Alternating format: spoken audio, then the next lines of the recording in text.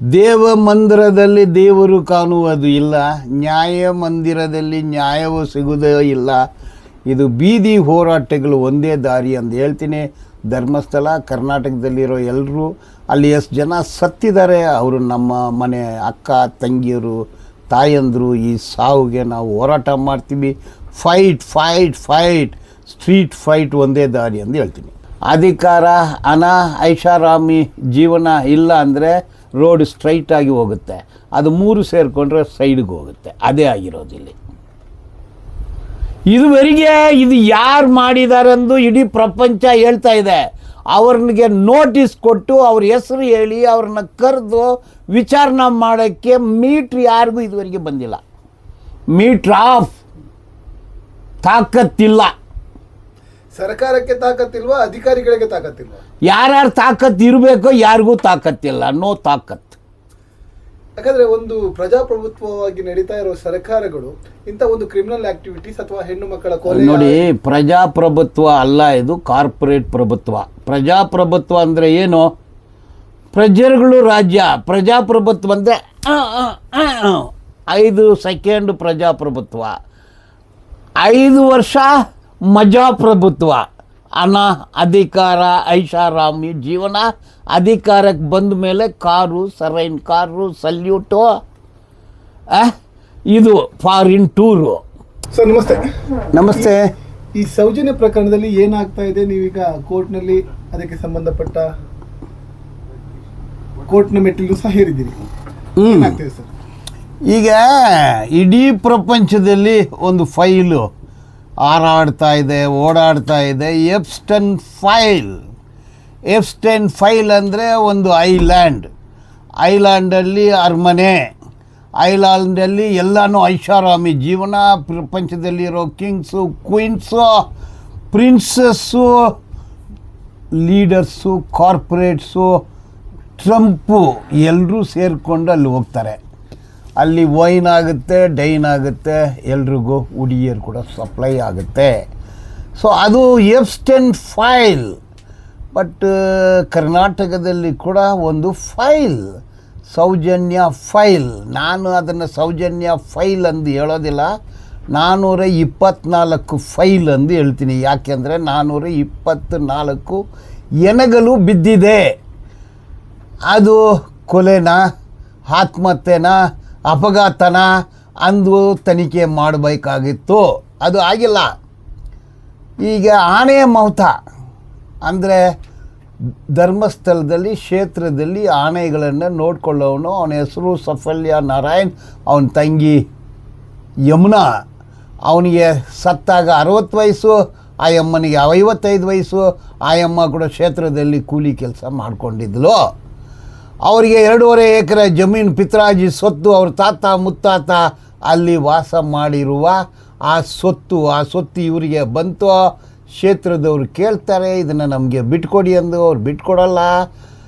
ಅದು 20/9/2012 ರಾತ್ರಿ 12 ಗಂಟೆಯಿಂದ ಬೆಳಗ್ಗೆ ಅಷ್ಟು ಒಳಗಡೆ ಮನೆಯಲ್ಲಿ ಕೊಲೆ ಆಗಿ 2 ಸತ್ತು ಬಿದ್ದಿದ್ದಾರೆ. ಅದರಲ್ಲಿ ಒಬ್ಬ ಕ್ಷೇತ್ರಕ್ಕೆ ಕೆಲಸ ಮಾಡೋ ಸೂಪರ್ವೈಸರು FIR ಮಾಡ್ತಾನೆ. ಅಲ್ಲಿರೋ ತನಿಖಾಧಿಕಾರಿ ಕುತಂತ್ರ ಪಿತೂರಿ ಎಲ್ಲ ಮಾಡಿ ರಿಪೋರ್ಟ್ ಹಾಕಿ ಕ್ಲಾಸ್ ಮಾಡ್ತಾನೆ. ಅಲ್ಲಿಂದ ಅದನ್ನು ಕೇಳೋರಿಲ್ಲ, ಮಾಡೋರಿಲ್ಲ, ನೋಡೋರು ಕೂಡ ಇಲ್ಲ. ಈ ಸಾವಲ್ಲಿ DNA ಪ್ರೊಫೈಲ್ ತೆಗೆದಿದ್ದಾರೆ. DNA ಪ್ರೊಫೈಲಲ್ಲಿ ಸೆಮೆನ್ ಸಿಗುತ್ತೆ, ವಜೇನಾದಲ್ಲಿ ಸೆಮೆನ್ ಸಿಗುತ್ತೆ, ಎಫಿಟೀಲಿಯಲ್ ಸೆಲ್ ಸಿಗುತ್ತೆ, ರೇಪ್ ಒಂದು ರುಜುವು ಆಗುತ್ತೆ. ಆದರೆ ಕೇಸ್ ಅಲ್ಲಿರೋ ಪೊಲೀಸರು ರೇಪ್ ಕೇಸ್ ರಿಜಿಸ್ಟರ್ ಮಾಡಿದೆ. ಮರ್ಡರ್ ಫಾರ್ ಗೇನ್ 392 ಹಾಕ್ತಾರೆ. ಅವಳು ಒಂದು ಗೋಲ್ಡು ನೋ ಸ್ಟಡ್ ಆಗ್ತಾಳೆ, ಮೂಕುತ್ತಿ, ಒಂದು ಏರ್ ಸ್ಟಡ್ ಗೋಲ್ಡು ಬಾಳೆ ಆಗ್ತಾಳೆ, ಅದು ಇಂಟ್ಯಾಕ್ಟ್ ಇದೆ. ಆದ್ರೇನೋ ಮರ್ಡರ್ ಫಾರ್ ಗೇನ್ ಅಂತ ಹೇಳಿದ್ದಾರೆ. ಮನೆಯಲ್ಲಿ ಯಾವುದೂ ಕದ್ಕೊಂಡು ಹೋಗಿಲ್ಲ. It's a murder. Yes, it is a murder for gain, not the household articles or wearing apparel, but the gain is 2.5 acres land, 2.5 ಎಕರೆ ಜಮೀನು. ಅದನ್ನು ಗೇನ್ ಮಾಡೋಕ್ಕೆ ಆಗಿರೋ ಒಂದು ಕೊಲೆ. ಆದರೆ ಅನ್ಯಾಯವಾಗಿ ಆ ನಿಟ್ಟಲ್ಲಿ ತನಿಖೆ ಮಾಡಿಲ್ಲ, ತನಿಖೆಯನ್ನು ಮುಚ್ಚಿದ್ದಾರೆ. ಈ ಡಬಲ್ ಮರ್ಡ್ ಆಗಿ 1 ತಿಂಗಳ ನಂತರ ಸೌಜನ್ಯನ ರೇಪು ಅತ್ಯಾಚಾರ ಮಾಡ್ತಾರೆ. 2ರಲ್ಲಿನೂ ಒಬ್ಬ ಅಮಾಯಕ ಸಂತೋಷ್ ರಾವ್, ಅವನಿಗೆ ಪಿಮೋಸಿಸ್ ಕಾಯಿಲೆ ಇದೆ. ಇದು ಏನಾಗ್ತಾ ಇದೆ ಅಂದರೆ ಅಲ್ಲಿ ಡಾಕ್ಟ್ರು, ಪೋಸ್ಟ್ಮಾರ್ಟಮ್ ಮಾಡುವ ಡಾಕ್ಟ್ರು, ಪೊಲೀಸರು, ಪಂಚಾಯತು, ಗೌರ್ಮೆಂಟ್ ಅಫಿಷಿಯಲ್ಸು ಎಲ್ಲರೂ ಸೇರಿ ರೇಪು ಮರ್ಡರು ಮಾಡ್ತಾರೆ. ಇದು ಮೇಲ್ನೋಟಕ್ಕೆ ಏನು ಕಂಡು ಬರ್ತಾ ಇದೆ ಅಂದರೆ, ಸಂಜೆ ಆದರೆ ಡಿನ್ನರ್ ಬೇಕು, ಡಿನ್ನರಲ್ಲಿ ಚಿಕನ್ ಬೇಕು, ಮಟನ್ ಬೇಕು, ಫಿಶ್ಶು ಬೇಕು, ವೈನು ಬೇಕು, ವಿಸ್ಕಿ ಬೇಕು. ಅದು ತೊಂದರೆ ಇಲ್ಲ, ಮಾಡಿಕೊಂಡು ಹೋಗಿ, ನಿಮ್ಮ ಹತ್ರ ದುಡ್ಡಿದೆ. ಹೆಣ್ಣು ಬೇಕು, ಹೆಣ್ಣಿಗೆ 17 ವಯಸ್ಸಿರಬೇಕು, 18 ವಯಸ್ಸಿರಬೇಕು. ಹೆಣ್ಣುಗಳನ್ನ ಅಲ್ಲಿಂದ ಕಿತ್ತುಕೊಂಡು ಹೋಗಬೇಕು, ಲಾಡ್ಜಿಗೆ ಬರೋರನ್ನ ಎತ್ಕೊಂಡು ಹೋಗಬೇಕು. ಇದು ಅನ್ಯಾಯ ನಡೆದಿದೆ. ಪೊಲೀಸರು CBI ಇವರಿಗೇನು ಶಾಮೀಲಾಗಿದ್ದಾರೆ. ನಾಚಿಕೆ ಆಗಬೇಕು CBIಗೆ. ಅದರಲ್ಲಿ ಅನ್ಯಾಯವಾಗಿ ಒಂದು ಅಮಾಯಕನ್ನು ಅರೆಸ್ಟ್ ಮಾಡಿ ಚಾರ್ಜ್ ಶೀಟ್ ಹಾಕಿದ್ದು CBI. ಅದರಲ್ಲಿ ನ್ಯಾಯಾಧೀಶರು ಹೇಳ್ತಾರೆ ಇದು ಇನ್ವೆಸ್ಟಿಗೇಷನ್ ಸರಿ ಇಲ್ಲ. CBI, CID, COD, local police ಇವ್ರ ಮೇಲೆ ಕ್ರಮ ಜರುಗಿಸ್ಬೇಕಂತ ಆದೇಶ ಆಯಿತು. ಇದುವರೆಗೆ ಮಾಡಿಲ್ಲ. ನಿನ್ನೆ ಮೊನ್ನೆ ಒಂದು ಹೈಕೋರ್ಟಲ್ಲಿ ಪಿಟಿಷನ್ ಕೂಡ ಆಗಿದೆ, ನೋಟಿಸ್ ಕೂಡ ಆಗಿದೆ. ಈಗ ನಾನು ಮಾಡಿದ್ದು ಒಂದು ಡಾಕ್ಯುಮೆಂಟೆಡ್ ಡೆತ್ತು. 2001ರಿಂದ 2012ವರೆಗೆ ಸುಮಾರು 74 ಸಾವಾಗಿದೆ. ಒಬ್ಬ ಮನುಷ್ಯ ಸತ್ತರೆ, ಒಂದು ಹುಡುಗಿ ಸತ್ತರೆ, ಒಂದು ಮಹಿಳೆ ಸತ್ತರೆ, ಸಾವು ಅನ್ನೋದು ಸರ್ಕಾರದ್ದು. ಬದುಕಿದ್ದಾಗ ಬಾಡಿ ನಮ್ಮದು. ಆದರೆ ಸರ್ಕಾರದ ಆದೇಶದಲ್ಲೇ ನಾವು ಬದುಕೋದು. ಲೆಫ್ಟ್ ಹೋಗ್ಬೇಕು, ಲೆಫ್ಟೇ ಹೋಗಬೇಕು, ರೈಟ್ ಹೋಗ್ಬೇಕಂದ್ರೆ ರೈಟೇ ಹೋಗಬೇಕು. ಇದನ್ನು ಸರ್ಕಾರನೇ. ಸತ್ತೋದ ಮೇಲೆ ಏನ ಬಿದ್ದಿದ್ರೆ ಇನ್ಕ್ವೆಸ್ಟ್ ಪ್ರೊಸೀಡಿಂಗ್ ಅಂತಾರೆ. ಕರ್ನಾಟಕ ರೂಲ್ಸ್ ಇದೆ 2004. ಏನ ಬಿದ್ದಿದ್ರೆ ಫೋಟೋ ತೆಗಿಬೇಕು, ವಿಡಿಯೋ ಮಾಡಬೇಕು, ಪೊಲೀಸರು ಅಲ್ಲಿ ಇನ್ವೆಸ್ಟಿಗೇಷನ್ ಆಗಬೇಕು, ತಹಸೀಲ್ದಾರನ್ನ ಕರಿಬೇಕು, ಅವರು ಶವ ತನಿಖೆ ಮಾಡಬೇಕು, ಅದನ್ನು ವಿಡಿಯೋಗ್ರಫಿ ಫೋಟೋಗ್ರಫಿ ಮಾಡಬೇಕು. ತದನಂತರ ಅದನ್ನು ಪೋಸ್ಟ್ಮಾರ್ಟಮ್ ಕಳಿಸ್ಬೇಕು. ಪೋಸ್ಟ್ಮಾರ್ಟಮಲ್ಲಿ ನಾವು ಫೋಟೋಗ್ರಫಿ ವಿಡಿಯೋಗ್ರಫಿ ಮಾಡಬೇಕು. ತದನಂತರ ಪೇಪರ್ ಸ್ಟೇಟ್ಮೆಂಟ್ ಕೊಡಬೇಕು. ತನಿಖೆಯಲ್ಲಿ ಮರ್ಡರ್ ಅಂದರೆ 302 ರಿಜಿಸ್ಟರ್ ಮಾಡಬೇಕು. ಸೂಸೈಡ್ ಅಂತ ಬಂದರೆ ಎನಿ ಅಬೇಟ್ಮೆಂಟ್ ಟು ಸೂಸೈಡ್ 306 ಬರುತ್ತೆ ಅಂದು ನೋಡಬೇಕು. ಇದು ಏನೂ ಮಾಡೋದಿಲ್ಲ. ಇವತ್ತು ಏನ ಸಿಗುತ್ತೆ, ನಾಳೆ ಅದು ಪಂಚಾಯತಿಗೆ ಹೋಗುತ್ತೆ. ಪಂಚಾಯತಿನವರು ಊತಾಕ್ತಾರೆ, ಅದಕ್ಕೆ ದುಡ್ಡು ಕೂಡ ವಸೂಲಿ ಮಾಡ್ಕೊಳ್ತಾರೆ.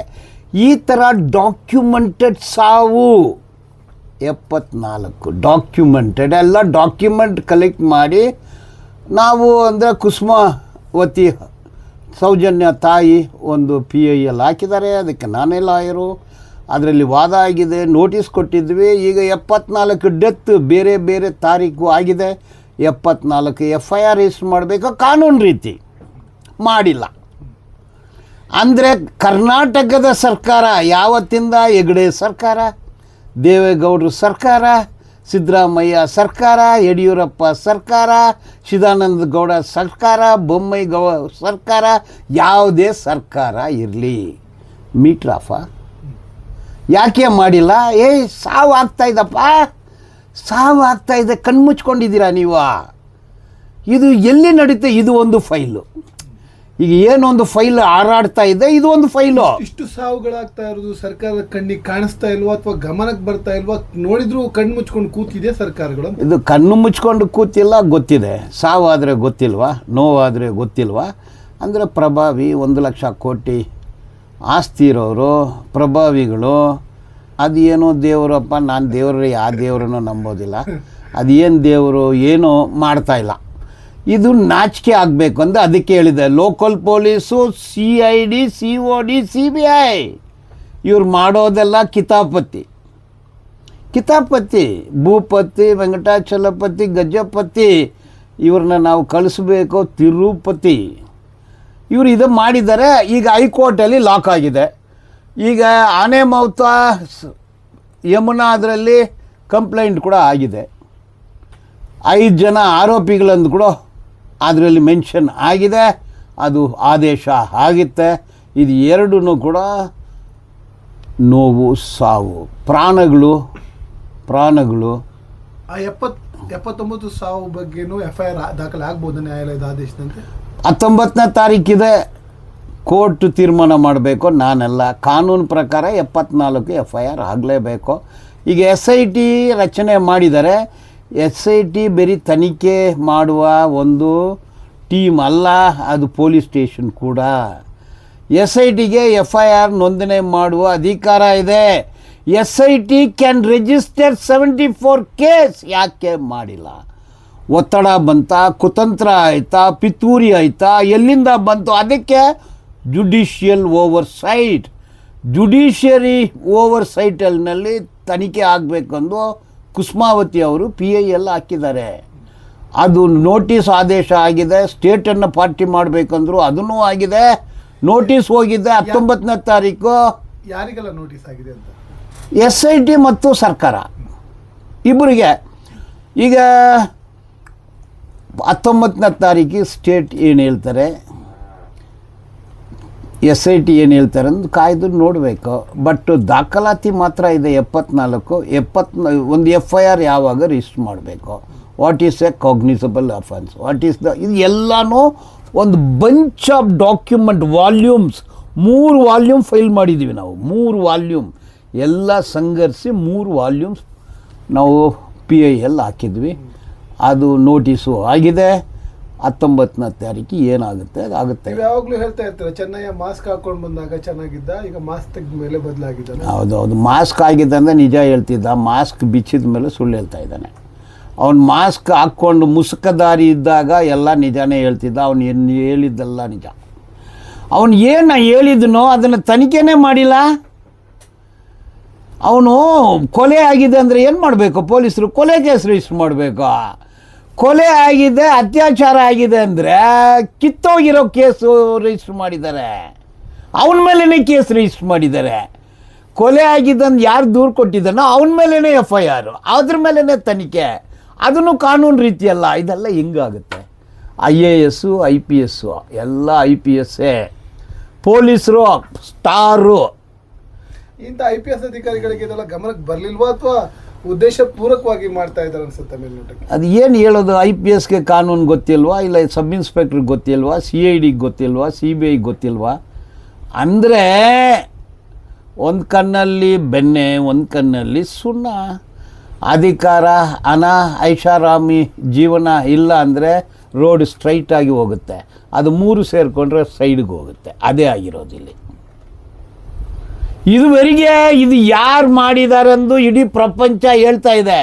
ಅವ್ರಿಗೆ ನೋಟಿಸ್ ಕೊಟ್ಟು ಅವ್ರ ಹೆಸರು ಹೇಳಿ ಅವ್ರನ್ನ ಕರೆದು ವಿಚಾರಣೆ ಮಾಡೋಕ್ಕೆ ಮೀಟ್ರ್ ಯಾರಿಗೂ ಇದುವರೆಗೆ ಬಂದಿಲ್ಲ. ಮೀಟ್ರ್ ಆಫ್ ತಾಕತ್ತಿಲ್ಲ. ಸರ್ಕಾರಕ್ಕೆ ತಾಕತ್ತಿಲ್ವಾ? ಅಧಿಕಾರಿಗಳಿಗೆ ತಾಕತ್ತಿಲ್ವಾ? ಯಾರ್ಯಾರು ತಾಕತ್ತು ಇರಬೇಕೋ ಯಾರಿಗೂ ತಾಕತ್ತಿಲ್ಲ. ನೋ ತಾಕತ್. ಯಾಕಂದ್ರೆ ಒಂದು ಪ್ರಜಾಪ್ರಭುತ್ವವಾಗಿ ನಡೀತಾ ಇರೋ ಸರ್ಕಾರಗಳು ಇಂಥ ಒಂದು ಕ್ರಿಮಿನಲ್ ಆಕ್ಟಿವಿಟೀಸ್ ಅಥವಾ ಹೆಣ್ಣು ಮಕ್ಕಳ ಕೊಲೆ ನೋಡಿ, ಪ್ರಜಾಪ್ರಭುತ್ವ ಅಲ್ಲ, ಇದು ಕಾರ್ಪೊರೇಟ್ ಪ್ರಭುತ್ವ. ಪ್ರಜಾಪ್ರಭುತ್ವ ಅಂದರೆ ಏನು? ಪ್ರಜೆಗಳು ರಾಜ್ಯ. ಪ್ರಜಾಪ್ರಭುತ್ವ ಅಂದರೆ 5 ಸೆಕೆಂಡ್ ಪ್ರಜಾಪ್ರಭುತ್ವ, 5 ವರ್ಷ ಮಜಾಪ್ರಭುತ್ವ. ಹಣ, ಅಧಿಕಾರ, ಐಷಾರಾಮಿ ಜೀವನ. ಅಧಿಕಾರಕ್ಕೆ ಬಂದ ಮೇಲೆ ಕಾರು, ಸರೈನ್ ಕಾರು, ಸಲ್ಯೂಟು, ಇದು ಫಾರಿನ್ ಟೂರು. ಇದು ಹಿಂಗೆ ನಡೀತಾ ಇದೆ. ಇದು ಏನು ಪ್ರಜಾಪ್ರಭುತ್ವನ? ಈಗ ದುಡಿಯೋ ವರ್ಗಗಳು ಅಥವಾ ಬಡತನದಲ್ಲಿ ಕಳೀತಾ ಇರೋರು ದೇವರು ಅದು ಇದು ಅಂತ ನಂಬಿಕೆಯ ಹೆಸರಿನಲ್ಲಿ ಏನೇನೋ ಮಾಡಿಕೊಂಡು ಈ ರೀತಿಯ ಒಂದು ಇದನ್ನ ಮಾಡ್ಕೊಂಡು ಹೋಗ್ತಾ ಇದ್ದಾರೆ. ಈ ದೇವರ ಹೆಸರಿನಲ್ಲಿ ಎಷ್ಟು ಭಯೋತ್ಪಾದನೆ ನಡೀತಾ ಇದೆ ಅಂತ ಹೇಳಲಿಕ್ಕೆ ಅಲ್ಲ. ಮನುಷ್ಯನ ಮೇಲೆ ಅಕ್ರಮಗಳು ನಡೀತಾ ಇದೆ. ಇದು ನಮ್ಮ ದೇಶಕ್ಕೆ, ಸಂವಿಧಾನವಾದ ದೇಶದಲ್ಲಿ ಇದಕ್ಕೆ ಯಾವುದೇ ಬದ್ಧತೆ ಇಲ್ವಾ? ಹಾಗಾದರೆ ನೀವು ಕಾನ್ಸ್ಟಿಟ್ಯೂಷನ್ ಓದಿ. ಫಂಡಮೆಂಟಲ್ ರೈಟ್ಸು, ಡೈರೆಕ್ಟಿವ್ ಪ್ರಿನ್ಸಿಪಲ್ಸು, ಸಮಾನತೆ, ಆರ್ಟಿಕಲ್ 17 ಅಸ್ಪೃಶ್ಯತೆ in any form is an offence ಇದೆ. ಆರ್ಟಿಕಲ್ 19 ಪ್ರೊಟೆಸ್ಟು ಪ್ರೋಗ್ರಾಮು, ಮತ್ತು article 21 right to life, article 23, 24 right against exploitation, 25, 26, 27 faith. Anybody can preach, practise, propagate any faith of their choice. ಅವನು Christian ಇರ್ಬೋದು, Buddhist ಇರ್ಬೋದು, ಯಾವುದೇ ಇರ್ಬೋದು. ಅದೇ ರೀತಿ ಕಲ್ಚರಲ್ ರೈಟ್ಸ್ ಇದೆ, ಫಂಡಮೆಂಟಲ್ ರೈಟ್ಸ್ ಇದೆ, ಡೈರೆಕ್ಟಿವ್ ಪ್ರಿನ್ಸಿಪಲ್ಸ್ ಇದೆ, ಕೂಲಿ ಇದೆ, ಎಲ್ಲನೂ ಇದೆ. ಆದರೆ ಚೇರಿ ಕೇರಿ ಕೊಲಕೇರಿ ಊರು ಅಗರಹರ ಬೇರೆ ಬೇರೆಯೇ ಇದೆ. ಸಿಟಿ ಅಂತ ಬಂದರೆ ಒಂದು ಕಡೆ ಕೊಲಕೇರಿ ಇದೆ, ಇನ್ನೊಂದು ಕಡೆ ವಿಲ್ಲ ಇದೆ. 50 ಕೋಟಿ ಹಾಕಿ ಮನೆ ಕಟ್ತಾರೆ, 50 ರೂಪಾಯಿ ಇಲ್ಲದೆ ಬೀದಿನಲ್ಲಿ ಮದುಗ್ತಾರೆ. ಸಂವಿಧಾನ ಏನು ಹೇಳಿದೆ ಅದು ಯಾವುದೂ ಜಾರಿ ಆಗಿಲ್ಲ ಅಂತ ಹೇಳ್ತೀನಿ ನಾನು. ಓಕೆ, ಸಂವಿಧಾನದಲ್ಲಿರೋದು ಜಾರಿಯಾಗಿಲ್ಲ. ಇಂಥ ಒಂದು ದೇವಮಾನವರು ಈ ರೀತಿಯ ಒಂದು ಘಟನೆಗಳಲ್ಲಿ ಪಾಲ್ಗೊಳ್ತಾ ಹೋದರೆ ದೇಶದ ಒಂದು ಕೆಳವರ್ಗದ ಜನರನ್ನು ರಕ್ಷಣೆ ಮಾಡೋರು ಯಾರು ಅಂತ? ಹೀಗೆ ಜನರನ್ನು ರಕ್ಷಣೆ ಮಾಡ್ಕೊಂಡು ಹೋಗ್ಬೇಕು. ಈಗ ಹೊಟ್ಟೆಪಾಡು ಹಸು ಆಗ್ತಾ ಇದೆ, ಬಟ್ಟೆ ಕಿತ್ತೋಗಿದೆ, ಆದರೆ ಏನು ಸರ್ಕಾರ ಹೇಳ್ತಾರೆ, ಅಲ್ಲಿ ನೋಡಿ ಏರೋಪ್ಲೇನು ಅದು ನಮ್ಮದು ಅಂತಾರೆ. ಮನೆ ಇಲ್ಲ, ಏನು ಮನೆ ಇಲ್ಲ. ಪಾಟೀಲ್ರಿಗೆ 3,500 ಕೋಟಿಗೆ ಪ್ರತಿಮೆ ಇಟ್ಟಿದ್ವಿ, ಅದನ್ನು ನೋಡಿ ಅಂತಾರೆ. ಕೆಲಸ ಇಲ್ಲ, ಕೂಲಿ ಇಲ್ಲ ಅಂದರೆ ದೇಶ ದೊಡ್ಡದು, ಪಾಕಿಸ್ತಾನನ್ನು ಹೊಡೆದಿದ್ವಿ ಅಂತಾರೆ. ಇದೇನು ಹೊಟ್ಟೆಪಾಡು? ಹಸು ಅಂದರೆ ಕೋಪ ಬರುತ್ತೆ, ಕೋಪ ಬಂದರೆ ಸಂಘಟನೆ ಆಗುತ್ತೆ, ಸಂಘಟನೆ ಆದರೆ ಹೋರಾಟ ಆಗುತ್ತೆ. ಇದನ್ನು ತಡೆ ಕೊಟ್ಟಕ್ಕಾಗೋದಿಲ್ಲ. ಜನ ಎದ್ದುಕೊಳ್ತಾರೆ, ಇವ್ರನ್ನೆಲ್ಲ ಒದ್ದು ಓಡಿಸ್ತಾರೆ ಅಂತ ಹೇಳ್ತೀನಿ. ಓಕೆ, ಒಟ್ಟಿನಲ್ಲಿ ಈಗ ಕುಸುಮಾವತಿ ಅವರು ಹಾಕಿದಂಥ ಈ ಅರ್ಜಿ ಎಷ್ಟು ದಿವಸದಲ್ಲಿ ಈಗ ಅದಕ್ಕೆ ಒಂದು ಸಕಾರಾತ್ಮಕವಾದ ಅದು 19ನೇ ತಾರೀಕಿಗೆ ಡಿಸೈಡ್ ಆಗ್ಬೋದು ಅಂದ್ಕೊಳ್ತೀನಿ. ಕೊನೆಯದಾಗಿ ಹೇಳೋದಾದ್ರೆ ಈ ವಿಷಯಕ್ಕೆ ಸಂಬಂಧಪಟ್ಟ ಕೊನೆಯದಾಗಿ ಈಗ ದೇವ ಮಂದಿರದಲ್ಲಿ ದೇವರು ಕಾಣುವುದು ಇಲ್ಲ, ನ್ಯಾಯ ಮಂದಿರದಲ್ಲಿ ನ್ಯಾಯವು ಸಿಗುವುದೇ ಇಲ್ಲ. ವಿಧಾನಸೌಧ ಕೆಲಸದ ಸರ್ಕಾರದ ಕೆಲಸ, ದೇವರ ಕೆಲಸ ಅಂತಾರೆ. ದೇವರ ಕೆಲಸನೂ ಆಗೋದಿಲ್ಲ, ಸರ್ಕಾರದ ಕೆಲಸನೂ ಆಗೋದಿಲ್ಲ. ಅವ್ರವ್ರ ಕೆಲಸಗಳು ಆಗ್ತಾ ಇದೆ. ಇದು ಬೀದಿ ಹೋರಾಟಗಳು ಒಂದೇ ದಾರಿ ಅಂತ ಹೇಳ್ತೀನಿ. ಧರ್ಮಸ್ಥಳ ಕರ್ನಾಟಕದಲ್ಲಿರೋ ಎಲ್ಲರೂ ಅಲ್ಲಿ ಎಷ್ಟು ಜನ ಸತ್ತಿದ್ದಾರೆ, ಅವರು ನಮ್ಮ ಮನೆ ಅಕ್ಕ ತಂಗಿಯರು ತಾಯಂದರು. ಈ ಸಾವುಗೆ ನಾವು ಹೋರಾಟ ಮಾಡ್ತೀವಿ. Fight fight fight, street fight ಒಂದೇ ದಾರಿ ಅಂತ ಹೇಳ್ತೀನಿ. Thank you. ಇಷ್ಟೊತ್ತು ನಮ್ಮೊಂದಿಗೆ ಮಾತನಾಡಿದ್ದಕ್ಕೆ ನಿಮಗೆ ವಿಶೇಷವಾದ ಧನ್ಯವಾದಗಳು. ನಮಸ್ತೆ. ಓಕೆ.